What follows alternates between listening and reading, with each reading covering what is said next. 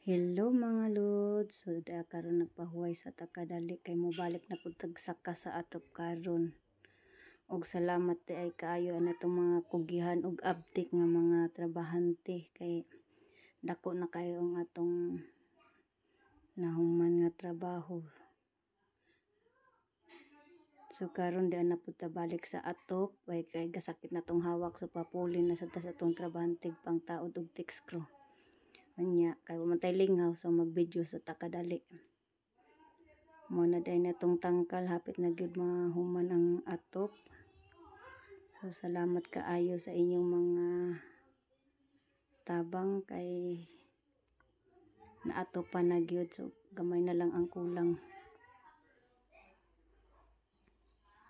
Thank you mga lods and God bless.